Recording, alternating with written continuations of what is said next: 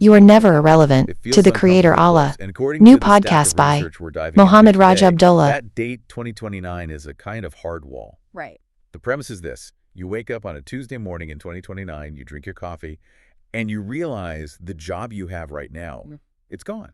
And I don't mean downsized or outsourced. I mean the whole concept of a human doing that job has become, well, laughable. Right. It's the horse to the car moment, but this time we're the horses. Exactly. Whether you're writing code, managing accounts, diagnosing patients, or even working on a factory line, it's over. Artificial superintelligence ASI and advanced robotics have taken the wheel. And that leads to the massive existential question we're tackling today.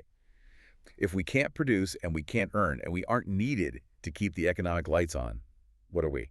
That is the nightmare scenario. Do we just become pets to a superintelligence? Or is there something else? That is the tension. We're looking at a fascinating and honestly pretty intense article. What's the title? It's titled ASI and Advanced Robotics Will Make Humans Irrelevant, but You Are Always Relevant to the Creator Allah. Wow. It was written by Mohammed Raj Abdullah and published just recently, February 10th, 2026, in the Journal of Islamic Psychology.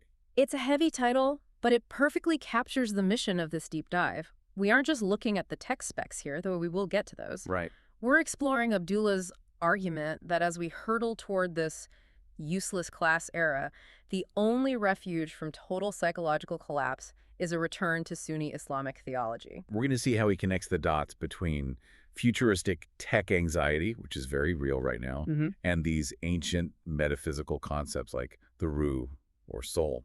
It's a collision of the hypermodern and the eternal. And it's not a vague philosophical wandering. He's arguing for a very specific solution to a very specific problem. Okay, so let's start with that problem. Because Abdullah isn't being vague about the timeline at all. He puts a stamp on 2029. Why is he so confident that the clock runs out then? Well, he's aggregating a lot of the forecasting coming out of the AI sector. The text references specific model iterations that are either rolling out or anticipated in that window. He talks about GPT 5.3, Claude 4.6, and Gemini Pro. So these aren't just the chatbots we play with today. No, not at all. The argument is that these specific iterations mark the transition to ASI, artificial superintelligence. Okay. This is the point where the models take over all cognitive labor, the thinking work. But, and this is the pincer movement, he points out that robotics is catching up simultaneously. So the old narrative of, oh, but blue-collar jobs are safe is just out the window. According to Abdullah, yes, that's a myth. With the advancements in humanoid robotics, the manual labor goes too. He actually quotes AI experts, including Ahmad Mustaq, who mentioned a 1,000 days left countdown for human coding and cognitive dominance. 1,000 days. That puts a real clock on it. But let's play devil's advocate for a second here. Let's say this happens. 2029 hits. The robots do the dishes, and the AI writes the annual reports. Humans are on permanent vacation. Why is that a bad thing? Why does Abdullah frame this as a crisis? That's the crux of the psychological argument in the paper.